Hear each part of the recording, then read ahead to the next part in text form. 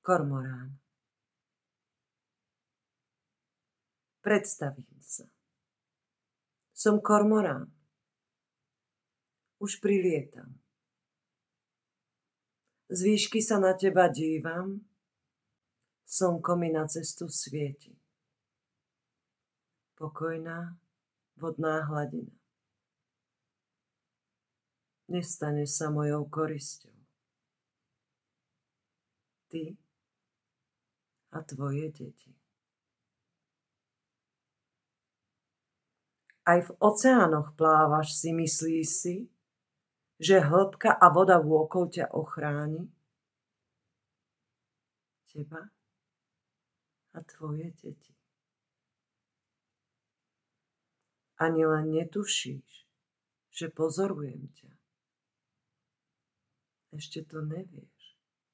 Čo skoro zistíš, si mojou potravou. Ty aj tvoje deti. Prial by som si, aby si sa mi vyhla. Ušla predo mnou. Skryla sa. Ty aj tvoje deti. Aby moje vrodené sadistické ja neprebúdzala si. Neovládam ho. A môj krutý spôsob obživy tela, naplnenie môjho ducha čiernej diery, krst tvojho utrpenia, úzkosť spomalého umierania, odmietla a silou ducha tvojho s tým navždy skoncovala si. Ty a tvoje deti. Nech bez potravy a ochrany zostanú moje lovy a lety. Nech moje bytie a utrpenie sa už skončí. Nech vymrie lovec a tyran v kormoránskej duši.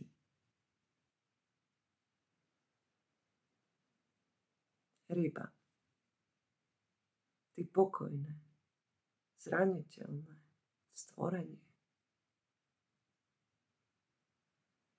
Prečo vzal som si do vienka len zbraň a brnenie?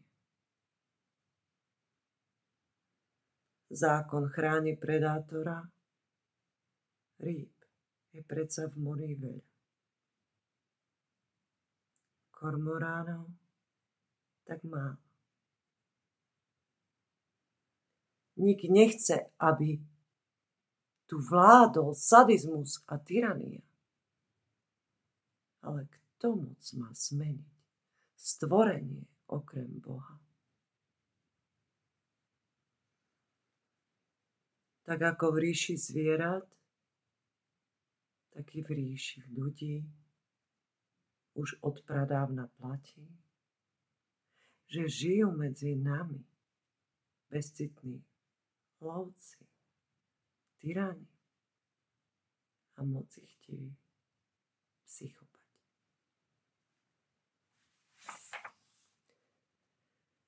Ich korisťou sú empati, ich túžbou je ovládnuť svet, naplniť prázdne vnútro pocitom výhry, zasítiť hlad po obdive a moci, piť vždy z plného pohára na úkor životov zničených. Sú tvrdí, chladní, bez emócií, necítia súcit. Nie im pomoci.